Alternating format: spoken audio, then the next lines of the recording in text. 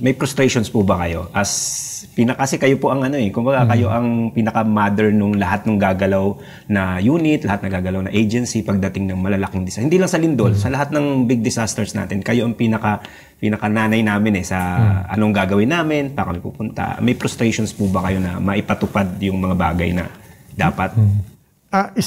Siyempre maraming malilit na bagay, pero tsatsagain natin yan. Pero ang isang pinakamalaking, para sa akin, hindi naman, siguro frustration, wala ibang salita ako, pagsubok, ganito talaga.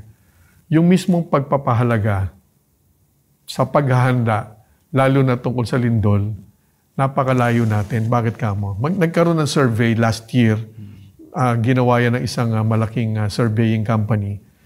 Tinanong dyan sa ating mga kababayan, ano ba yung 10 pinakamahalaga sa kanila na kanilang iniintindi?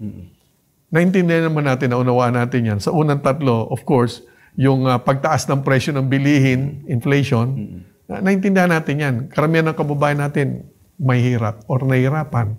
Pangalawa, hanap buhay. Pangatlo, trabaho.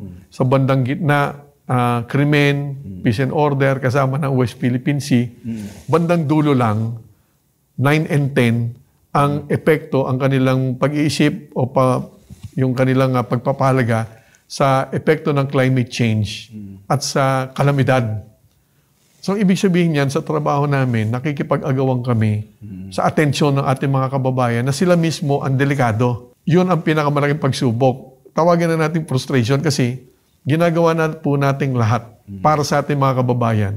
Subalit hindi naman ito ganun ka-importante doon sa maaaring maging biktima. So, ang hirap nung pakikipag-agawan na atensyon. Kaya nga, sa larangan na yan, napakalaking tulong talaga yung kasamaan sa media, pagtulong-tulungan to, at yung mga nasa academic community.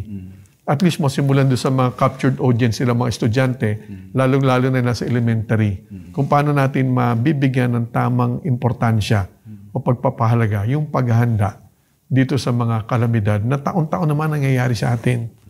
Bagyo, at bakit tayo napakaraming bulkan. Baka hindi alam natin, kababayan, papaalala natin, ang bulkan sa atin, 300.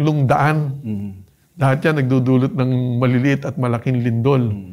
At meron nga, nabanggit ko na, around 200 fault systems, 174 kilala, at 6 trenches.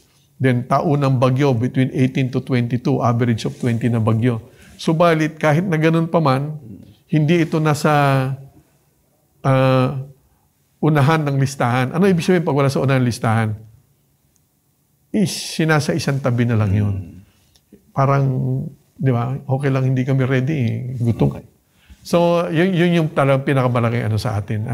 Gustong-gusto namin talagang makatulong paano maligtas lahat. Subalit, nakikipag-agawan tayo sa atensyon, sa pagpapahalaga ng ating mga kababayan na para sa atin naman lahat yan.